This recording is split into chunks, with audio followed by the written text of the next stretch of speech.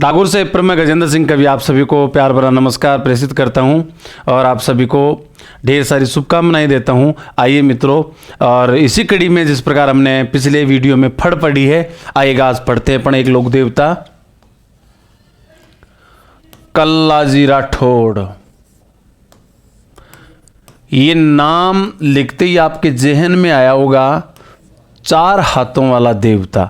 जी हां, आज उसी चार हाथों वाले देवता को पढ़ते हैं। और आपने कल्लाजी राठौड़ के बारे में सर्वाधिक जो प्रश्न आता है वो यही आता है, चार हाथों वाला देवता किससे कहा जाता है।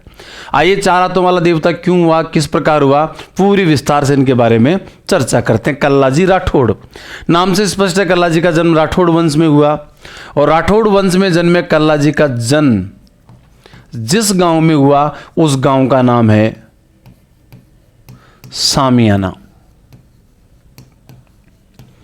और यह सामियाना गांव जिस जिले में पड़ता है वो जिला है नागौर। सामियाना जिला नागौर में नवरात्रि की अष्टमी के दिन इनका जन्म होता है। इसी कारण आज भी नवरात्रि की जो अष्टमी है इनकी कुलदेवी नागणीची माता का दिन है और उसी दिन इनकी जयंती मनाई जाती है, इनका मेला भी बढ़ता है। उस जमाने में जिले नहीं हुआ करते थे जब कल्लाजी राठौड़ का जन्म हुआ। अगर पूछ ले कल्लाजी राठौड़ का जन्म किस रियासत में हुआ, किस रियासत में हुआ, तो कल्लाजी का जन्म जिस रियासत में हुआ वो रियासत है मेड़ता। रियासत कल्लाजी की मेड़ता, जिला नागौर, गांव सामियाना। मीराबाई के भतीजे थे। इसी सामियाना गांव के जागीरदार, और जागीरदार का नाम था अचल सिंह। यानी कल्लाजी के पिताजी का नाम अचल सिंह था, माताजी का नाम श्वेत कंवर था। इसी अचल सिंह और श्वेत कंवर का एक लाडला बेटा हुआ जिनका असली नाम था केहर सिंह। केहर भी कहते हैं इनको, कल्याण भी कहते हैं इनको शेषनाग का अवतार भी कहा जाता है। शेषनाग का अवतार, बताइए शेषनाग का अवतार किस लोक देवता को कहा जाता है? कल्लाजी राठौड़ को। कल्लाजी राठौड़ किसके अवतार थे? शेषनाग के अवतार। कल्याण, केहर, शेषनाग का अवतार। और इनका एक प्रसिद्ध नाम है, वो नाम है कमधज। कमधज, इन्हीं को कमधज भी कहा जाता है। राठौड़ वंश में जो भी हैं राठौड़ों को कमधज कहा जाता है। तो केहर, कल्याण, शेषनाग का अवतार और कमधज, ये सब हैं कल्लाजी के उपनाम। बताइए कल्लाजी के उपनाम क्या क्या थे? केहर, कल्याण, शेषनाग का अवतार और कमधज। और इनकी सर्वाधिक ख्याति जिस नाम में वो कल्लाजी राठौड़। कल्लाजी राठौड़ का जन्म सामियाना, जिला नागौर, रियासत मेड़ता में हुआ था। इनके पिताजी का नाम अचल सिंह और इनकी माताजी का नाम श्वेत कंवर था। भले ही कल्याण, केहर, कमधज, शेषनाग का अवतार कल्लाजी राठौड़ का जन्म मेड़ता रियासत में हुआ हो, लेकिन मेड़ता रियासत जब अकबर ने इसका वजूद नष्ट कर दिया, मोटा राजा उदय सिंह का इस पर अधिकार हो गया, तो मेड़ता के जो शासक थे जिनका नाम था जयमल। कौन था? जयमल। और जयमल ने अकबर की अधीनता स्वीकार नहीं की और ये कल्याण, केहर, कमधज या कल्लाजी राठौड़ जयमल के साथ मेवाड़ चले गए। कहां चले गए? मेवाड़। इन्होंने शपथ खाई कि हम तो केवल उसी धरती पर उगा हुआ अन्न खाएंगे, उसी धरती का पानी पिएंगे जो मुगलों की गुलाम नहीं हो। और मुगलों के साथ कहां चले गए? मेवाड़ चले गए। उस समय मेवाड़ स्वतंत्र थी, अकबर का वहां कोई हस्तक्षेप नहीं था। उस समय मेवाड़ के शासक थे जिनका नाम था महाराणा उदय सिंह। महाराणा उदय सिंह। याद रखना, ये कल्लाजी राठौड़ और जयमल मेड़तिया दोनों जो चाचा भतीजे थे, ये जयमल क्या लगता था? इनका चाचा। चाचा जयमल के साथ ही मेवाड़ चले गए। किसके पास? महाराणा उदय सिंह की सेना में सम्मिलित हो गए। तो बताइए कल्लाजी राठौड़ किस शासक की सेना में सम्मिलित थे? किस सेना के सैनिक थे? महाराणा उदय सिंह के। किस रियासत के सैनिक थे? मेवाड़ रियासत के। जबकि जन्म हुआ था इनका मेड़ता में। चाचा जयमल और भतीजा कल्याण केहर या कमदज या कल्लाजी राठौड़ मेवाड़ चले गए और दोनों को सह सम्मान मेवाड़ के महाराणा उदय सिंह ने अपनी सेना में आश्रय दिया। आपके सामने पूरा अच्छी तरीके से लिखा हुआ, शायद ये नोट कर लिए होंगे। जन्म, माताजी का नाम श्वेत कंवर, पिताजी का नाम अचल सिंह, इनके उपनाम क्या थे। जब अकबर का अधिकार मेड़ता पर हुआ तो चाचा जयमल जो मेड़ता का शासक था वो और कल्लाजी राठौड़ दोनों मेवाड़ चले गए और मेवाड़ पर उस समय राज करते थे महाराणा उदय सिंह। दोनों जाकर मेवाड़ के महाराणा उदय सिंह की सेना में शामिल हो गए। अब क्या होता है मित्रों, दोनों को महाराणा उदय सिंह ने अपनी सेना में शामिल करने के बाद दोनों को चित्तौड़गढ़ के किले की सुरक्षा की जिम्मेदारी सौंप दी। और ये साहब चित्तौड़गढ़ का किला मेसा के पठार पर, चित्रकूट पहाड़ी पर, राजस्थान की आन बान शान का प्रतीक। अलादीन अकबर तणी मिटगी सरब मरोड़, कीरत खंब कथना कथे ओ वही चित्तौड़। ये साहब मेवाड़ का प्रसिद्ध किला चित्तौड़गढ़ किला चित्रकूट की पहाड़ी पर बना हुआ। इस किले के ऊपर बात है 1568 की। 1568 में, वैसे आक्रमण तो 67 में कर दिया था, अकबर ने आक्रमण किया साहब। किसने किया? अकबर ने आक्रमण किया, क्योंकि जब जयमल नहीं आता है तो जयमल को ढूंढता ढूंढता अकबर कहाँ आ गया? चित्तौड़गढ़। अब साहब करें तो क्या करें? अकबर ने इस किले के चारों तरफ घेरा डाल दिया कि जयमल मुझे सौंप दो, लेकिन जयमल किले की सुरक्षा संभाले हुए, किले की बागडोर अपने हाथ में, चारों तरफ अकबर का घेरा और मेवाड़ की सेना ने अंदर फाटक बंद कर लिए। जब अकबर का आक्रमण इस चित्तौड़गढ़ किले पर हुआ उस समय कल्लाजी यहां नहीं थे, कल्लाजी अपने गांव में थे। और कल्लाजी जिस गांव में थे उस गांव का नाम रुंडेला, ये उदयपुर में पड़ता है, सलूम्बर तहसील में। यहां गए हुए थे क्योंकि इनकी सगाई हो चुकी थी और विवाह की तैयारियां करने अपने चाचा से इजाजत लेकर रुंडेला गए थे। और कल्लाजी की अनुपस्थिति में अकबर ने 1568 में कर दिया आक्रमण। मित्रों, यहां पर कल्लाजी को छोड़ करके बीच में एक बात करेंगे। 1568 में जो ये आक्रमण अकबर ने किया, इसको कहते हैं मेवाड़ का तीसरा साका।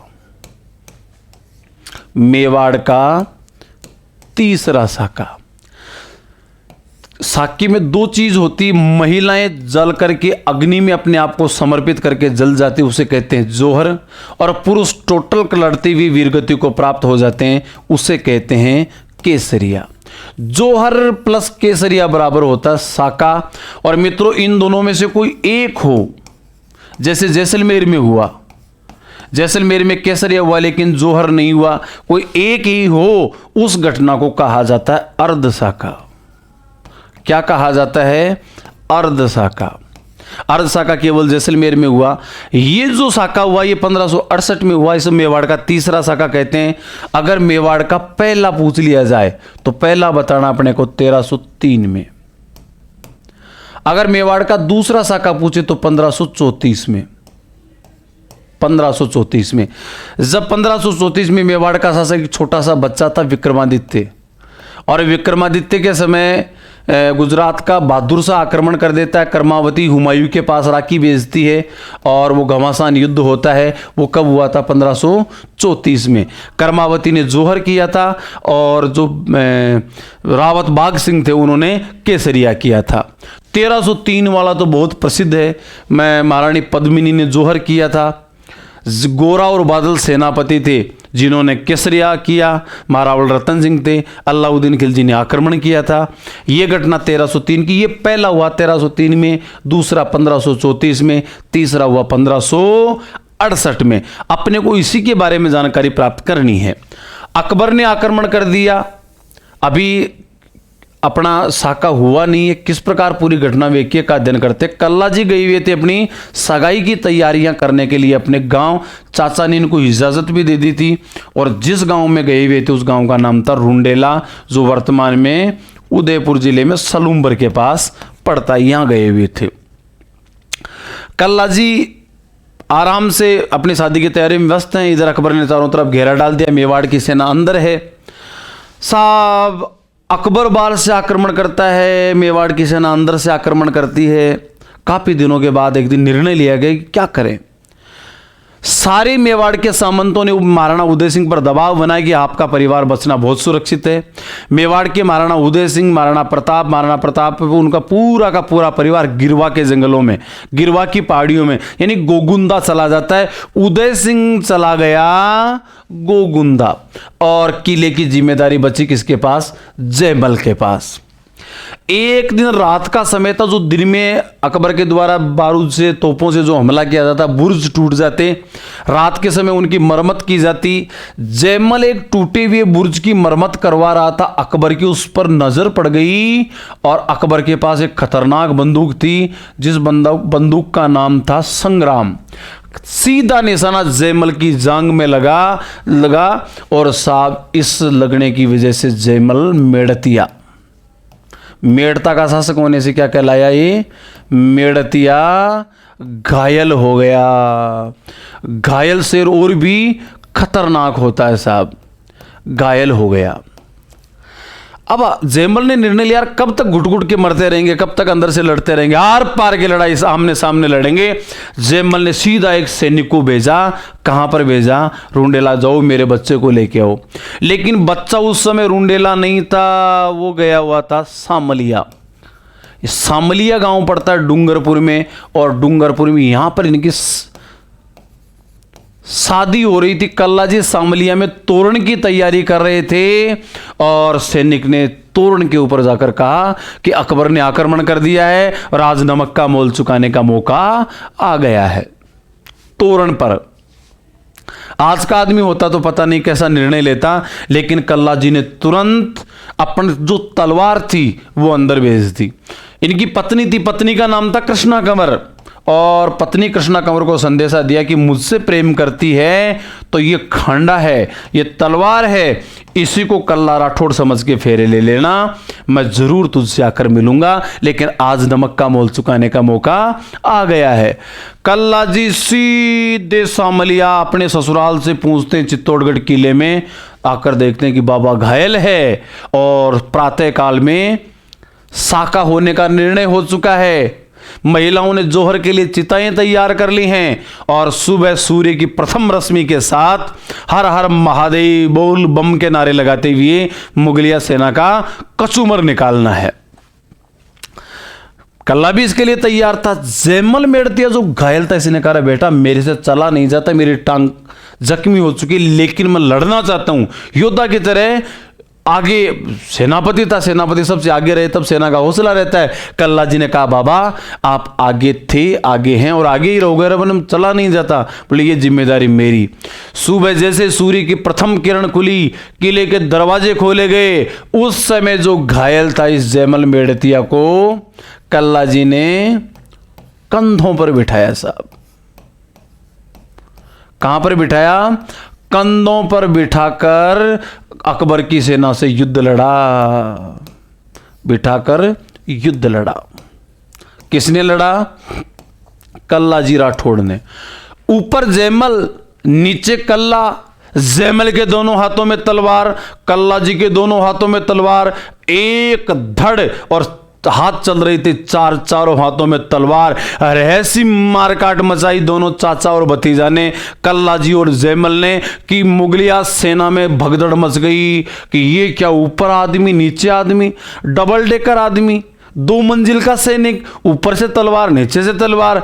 तब साहब मुगलिया सेना घबरा कर भागने लगी। भागो 4 हाथों वाला देवता आ गया, भागो 4 हाथों वाला देवता आ गया। और मित्रों इसी अकबर ने कल्ला जी राठौड़ को क्या कहा? 4 हाथों वाला देवता कहा। सेना मारकाट मचाती हुई रामपोल, हनुमानपोल, पांडनपोल, यानी कि सेकंड लास्ट जो दरवाजा है उस दरवाजे का नाम है भैरवपोल। कौन सा दरवाजा? भैरवपोल दरवाजा। भैरवपोल दरवाजा कौन से किले का? चित्तौड़गढ़ किले का। दो सेनापति थे, इसमें मुख्य रूप से एक जैमल और एक फत्ता। फत्ता की तो रामपोल दरवाजे पर ही वीरगति को प्राप्त हो गया था, वहीं क्षत्रिय है। और इस भैरवपोल दरवाजे पर युद्ध लड़ा। कल्लाजी यहां तक आते आते जैमल के दोनों हाथों से तलवार छूटी, पूरा का पूरा कल्लाजी खून से भीग गया। तो कल्लाजी समझ गए कि बाबा दुनिया में नहीं रहा। उसकी डेड बॉडी को नीचे उतार रहे थे कि इतने सैनिक ने धोखे से वार किया और कल्लाजी भी इसी भैरवपोल पर युद्ध लड़ा और वीरगति पाई। दोनों चाचा ताऊओं ने, जैमल ने भी और कल्लाजी ने भी। याद रखना, नोट बनाते जाना, जिस जगह पर वीरगति पाई वो जगह है भैरवपोल। किस किले की रक्षा के लिए कल्लाजी राठौड़ ने युद्ध लड़ा? चित्तौड़गढ़ किले की रक्षा के लिए। कंधे पर कौन था? जैमल। जैमल को कंधों पर बिठाकर किसने युद्ध लड़ा? कल्लाजी राठौड़ ने। कब लड़ा? 1568 में। किसकी सेना से युद्ध लड़ा? अकबर की सेना से युद्ध लड़ा। एकमात्र ऐसा लोक देवता बताइए राजस्थान में जिसने मुगल बादशाह अकबर से युद्ध लड़ा, वे हैं कल्लाजी राठौड़। इस कल्लाजी राठौड़ की वीरता से प्रभावित होकर अकबर ने कल्लाजी को क्या कहा? 4 हाथों वाला देवता। जैमल और फत्ता की वीरता से प्रभावित होकर अकबर ने इनकी गजारूढ़ हाथी पर सवार प्रतिमाएं आगरा के दरवाजे पर लगाई थी। तो बीकानेर के राजा राय सिंह ने जूनागढ़ किले के दरवाजे पर भी इनकी मूर्तियां लगाई थी। 3 वीर थे, तीनों से अकबर बड़ा प्रभावित हुआ, जैमल, फत्ता और कल्लाजी राठौड़। कल्लाजी राठौड़ को कहा 4 हाथों वाला देवता। इंपॉर्टेंट है, 4 हाथों वाला देवता किसे कहा जाता है? कल्लाजी राठौड़ को। शेषनाग का अवतार किस लोक देवता को कहा जाता है? कल्लाजी राठौड़ को। कल्लाजी राठौड़ की पत्नी का नाम क्या था? कृष्णा कंवर। कहते हैं कि भैरवपोल से लड़ते लड़ते कल्लाजी का धड़ कहां पहुंचा? रुंडेला। यहां कृष्णा कंवर की गोद में इनका धड़ गिरा, शांत हुआ और कृष्णा कंवर कल्लाजी के साथ महासती हुई। महासती हुई। ये बात अपन ने पूरी विस्तार के साथ 1568 में किस प्रकार अकबर ने आक्रमण किया, कैसे कंधों पर बैठा, किस किले की रक्षा के लिए वीरगति पाई। अब कल्लाजी से संबंधित कुछ महत्वपूर्ण जानकारियां अपन और लेते हैं। कल्लाजी राठौड़, ध्यान दीजिएगा, कल्लाजी राठौड़ की छतरी पूछी जाए कहां है, तो जिस जगह कल्लाजी ने वीरगति पाई थी वहीं दाह कर्म संस्कार हुआ और वहीं इनकी छतरी बनी। वो कहां है? चित्तौड़गढ़ किले में। कहां पर है साहब कल्लाजी की छतरी? चित्तौड़गढ़ किले में। अच्छा, इस चित्तौड़गढ़ किले में किस स्थान पर है? तो अपने को एक दरवाजे का नाम बताना, उस दरवाजे का नाम है भैरवपोल। कल्लाजी की छतरी कौन से दरवाजे पर? भैरवपोल दरवाजे पर। और इसी भैरवपोल दरवाजे पर, इसी चित्तौड़गढ़ किले में, याद रखना, जो इनके चाचा थे और चाचा का नाम था जैमल। जैमल की भी छतरी पास पास में, ये दोनों जैमल की भी छतरी है। तो जैमल और कल्लाजी दोनों की छतरी कहां है? चित्तौड़गढ़ किले के भैरवपोल दरवाजे पर। चित्तौड़गढ़ किले में बहुत छतरियां हैं, जैसे रामपोल पर फत्ता जी की, भैरवपोल पर जैमल और कल्लाजी की छतरी। और चित्तौड़गढ़ किले में कुंभ श्याम मंदिर है। उस कुंभ श्याम मंदिर के कोने में एक मीरा मंदिर भी बना हुआ है। उस मीरा मंदिर या कुंभ श्याम मंदिर में भारत के प्रसिद्ध संत रैदास जी की भी छतरी है। तो रैदास जी की छतरी भी चित्तौड़गढ़ किले में, लेकिन अपने को कल्लाजी की बात करनी तो चित्तौड़गढ़ किले के भैरवपोल दरवाजे पर इनकी छतरी है। छतरी के साथ साथ प्रश्न इनके मंदिर का भी आता है साहब, कल्लाजी राठौड़ का मंदिर कहाँ है? तो याद रखना, कल्लाजी राठौड़ के प्रसिद्ध मंदिर राजस्थान में 2 हैं। एक इनका जागीरी का जो गांव था, जो महाराणा उदय सिंह ने इनको भेंट किया था, वो गांव है रुंडेला। जिला कौन सा है? उदयपुर। और इनका एक दूसरा प्रसिद्ध मंदिर है, वो इनके ससुराल में है, और वो कहां है? सामलिया। और सामलिया का जिला कौन सा है साहब? डूंगरपुर। सामलिया डूंगरपुर और रुंडेला उदयपुर में इनके 2 मंदिर हैं। इस मंदिर पर भोग बड़ा गजब लगता है साहब। जो भोग लगता वो लगाया जाता है अब कल्लाजी को किसका? अफीम व केसर का। बोलिए, अफीम व केसर का भोग किसको लगाया जाता है? कल्लाजी राठौड़ को। कल्लाजी राठौड़ के मंदिर में किसका भोग लगता है? अफीम और केसर का। इस कल्लाजी राठौड़ के मंदिर का जो पुजारी होता है, ये पुजारी किसी भी जाति का हो सकता है, किसी भी जाति का हो सकता है, लेकिन जो पुजारी होता है उस पुजारी को क्या कहते हैं? किरणधारी। बताइए किरणधारी किसके पुजारी को कहा जाता है? कल्लाजी राठौड़ के। कल्लाजी राठौड़ के पुजारी को क्या कहते हैं? किरणधारी कहते हैं। कल्लाजी राठौड़ का मंदिर कहाँ है? रुंडेला उदयपुर और सामलिया डूंगरपुर में। कल्लाजी राठौड़ को भोग किसका लगाया जाता है? अफीम और केसर का। कल्लाजी की छतरी कहाँ है? चित्तौड़गढ़ किले में भैरवपोल दरवाजे पर। कल्लाजी के बारे में बहुत सी जानकारियां और भी हैं। कल्लाजी, याद रखना कि ये कल्लाजी मीराबाई के भतीजे थे। किसके भतीजे थे? मीराबाई, और मीराबाई का भाई या इन जयमल। जयमल इनका चाचा लगता था, मीराबाई इनकी बुआ जी लगती थी। तो ये जयमल के क्या थे? भतीजे। मीराबाई के क्या थे? भतीजे। अगर आपको पूछ लिया जाए कल्लाजी के गुरु कौन थे, तो कल्लाजी के गुरु का नाम था भैरवनाथ।